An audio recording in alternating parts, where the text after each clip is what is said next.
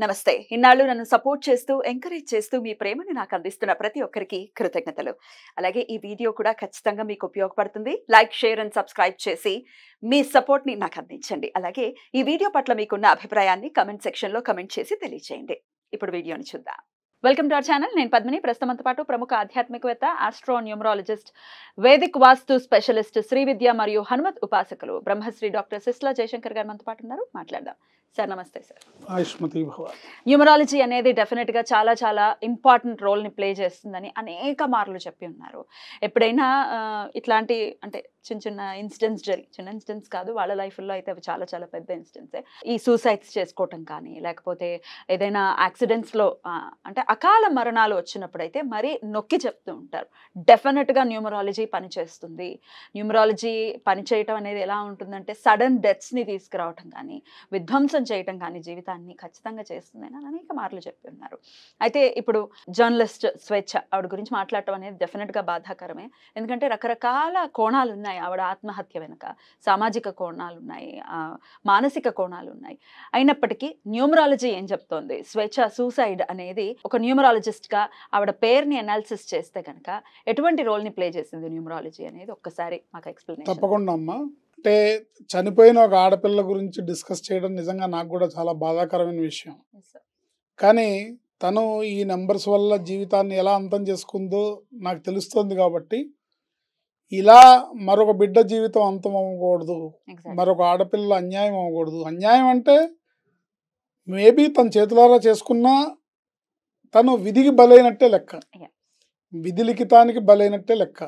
తను మేబీ తను అంటే పేరులో ఉండే రాంగ్ నంబరు మన ఆలోచన విధానాన్ని కంట్రోల్ చేస్తుంది. కాబట్టి మేబీ లైఫ్లో తెలిసి తెలియక రాంగ్ స్టెప్స్ వేసి ఉండొచ్చు కాక.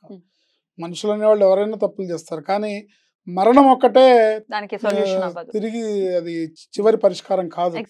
సో ఆ పిల్ల వాళ్ళ తల్లిదండ్రులు చెప్పినట్టుగా ఫస్ట్ ఒక మైనర్ అతన్ని పెళ్లి చేసుకోవడం, తర్వాత అది విడాకులు అయిపోయి మళ్ళీ ఇంకో మ్యారేజ్ చేసుకోవడం, అది అయిపోవడం. ఇప్పుడు ఎవరో ఇంకో ఆయన్ని సహజీవనం సాగిస్తుంటాం. అతనేమో ఈ అమ్మాయి నన్ను భర్తగా ఊహించుకుంది అని చెప్పడం. ఇవన్నీ రకరకాలు. ఏదేమైనప్పటికీ అంతిమంగా ఏంటంటే ఆ పిల్ల ప్రాణాలు కోల్పోయింది అనేది అత్యంత బాధాకరమైన విషయం. అయితే ఇక్కడ న్యూమరాలజీ గురించి మాట్లాడినప్పుడు నేను ఎప్పుడు కూడా చెప్తుంది ఏంటంటే, పేర్లో ఇంగ్లీష్ స్పెల్లింగ్లో రాంగ్ నంబర్ ఉంటే తప్పకుండా అది ఆ వ్యక్తి జీవితం మీద తప్పకుండా దాని ప్రభావం చూపిస్తుంది. ఎందుకు అంటే గత 25 ఏళ్ళుగా నేను రీసెర్చ్ చేసిన దాంట్లో రాంగ్ నెంబర్ లేని పేరున్న వ్యక్తి బలైపోవటం నేను చూడలేదు. అంటే సపోజ్ ఇప్పుడు స్వేచ్ఛది ఇలా జరిగింది, వెంటనే ఆ స్వేచ్ఛ స్పెల్లింగ్ని మనం కనుక అనాలిసిస్ చేస్తే అందులో రాంగ్ నెంబర్ ఉంటుంది. కాబట్టి రాంగ్ నెంబర్ పనిచేస్తుందని గ్యారెంటీగా చెప్పచ్చు మనం. ఏ ఆడపిల్లని కాదు, మగపిల్లని కాదు, పెద్దవాళ్ళని కాదు, చిన్నవాళ్ళని కాదు, ఎవ్వరు కూడా ఈ పేరులో ఉన్న రాంగ్ నంబర్ వల్ల బలవకూడదు అనేదే నా ముఖ్యోద్దేశం.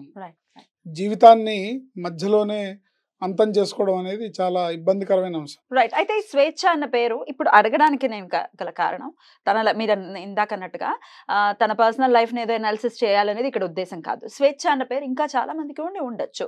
స్వేచ్ఛ అనే పేరు ఎటువంటి రిజల్ట్స్ ని ఇస్తుంది అనేది ఒక్కసారి నాకు తప్పకుండా. స్వేచ్ఛకి 2-3 రకాల స్పెల్లింగ్స్ వాడతారు.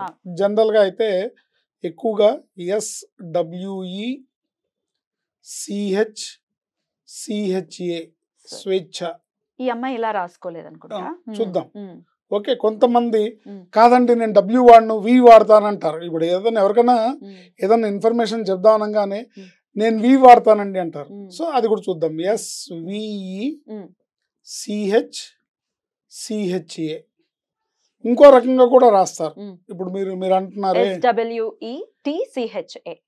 SWE అంటే మీరు కూడా మీడియా రంగంలో ఉన్నారు కాబట్టి మీకు ఆ అమ్మాయి పేరు తెలిసే ఉంటుంది. SWETCHA. లేదు, పిలిచే పేరే గుండె వంటిది. Calling name is like heart. So ఈ 3 స్పెల్లింగ్ ని మనం ఎనాలిసిస్ చేస్తే 90% ఈ స్పెల్లింగే ప్రకృతి తీసుకుంటుంది. సో ఈ పేరుని అనాలిసిస్ చేస్తే 3, 6, 9, 5, 14, 3, 17, 5, 22, 22, 3, 25, 530 31. దీన్ని డెత్ అండ్ డైవర్స్ నెంబర్ అంటారు. ఈ 31వ నెంబర్ డెత్ అండ్ డైవర్స్ అంటే డైవర్స్ అవ్వచ్చు, జీవితంలో తను ఒంటరిగా మిగిలిపోవచ్చు, చనిపోవచ్చు. సో అందుకు తగిన దారులను తీసు ఈ నెంబర్ చాలా మంది పేరులో ఉంటుంది. సో నా ప్రాపగండా ఏంటంటే, నేను ఇచ్చే సందేశం ఏంటంటే, ఎవరి పేరులో కూడా న్యూమరాలజీ ప్రకారం రాంగ్ నెంబర్లు రాకుండా చూసుకోవడం వల్ల అకాల మరణాలు, జీవితంలో రాంగ్ స్టెప్స్ పడకుండా ఉంటాయి. ఈ స్పెల్లింగ్లో కూడా ఇదే నెంబర్ ఉంటుంది. 3 6 5 3 5 3 5 1 సేమ్ 31. ఓకే, బట్ పైన ఉన్న స్వేచ్ఛకి ఈ స్వేచ్ఛకి స్పెల్లింగ్ వచ్చేసి 3 6 5 4 3 5 1 అంటే 3 6 9 5 14 18 21 26 27. ఓకే, 7 అక్షరాలు 27వ నెంబర్ మంచిదే. కానీ ఇందులోంచి కీ కాంపౌండ్ నెంబర్ అని ఓవెల్స్ మైనస్ చేయాలి. అంటే 6 తీసేయాలా? తీసేస్తే 21. అంటే 21 అంటే 3, 6 అంటే 6.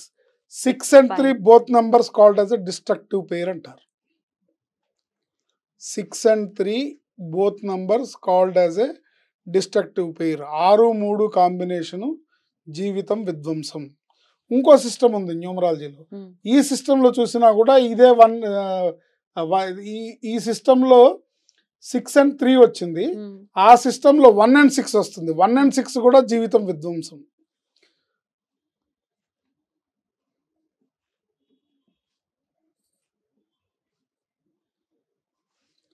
ఆరు 5 11 13 16 16 8 24 1 25.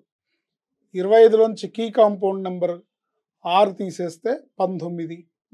అంటే 6 and 19 అంటే 1. 6 and 1 both numbers called as a destructive pair. 6 and 3 called as a destructive pair. And 31 number is a death and divorce number. So మేము ఈ స్పెల్లింగ్ వాడాం, ఆ స్పెల్లింగ్ వాడామని కాదు, దాంట్లో రాంగ్ నెంబర్ ఉందా లేదా, రాంగ్ నెంబర్ లేకుండా వాడుకోవటం అనేదే, మన పేరుని పెట్టుకోవడం అనేదే మనకి శ్రేయస్సునిస్తుంది, అభివృద్ధినిస్తుంది, నిండు నూరేళ్ల జీవితాన్ని ఇస్తుంది, ఆరోగ్యాన్ని ఇస్తుంది. ఖచ్చితంగా ఈ యుగంలో ఇది పనిచేస్తుంది.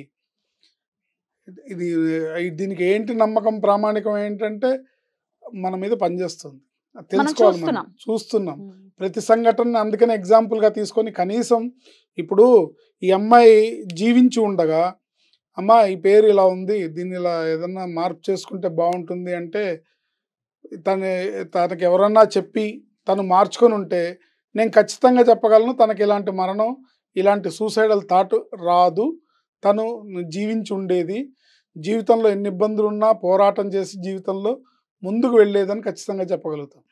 ఎప్పుడు సూసైడ్ చేసుకుంటుంది, ఇంకా నాకు ఏ దారి లేదు, నా జీవితం అయిపోయింది అన్న థాట్ వచ్చినప్పుడే కదా సూసైడ్ చేసుకునేది.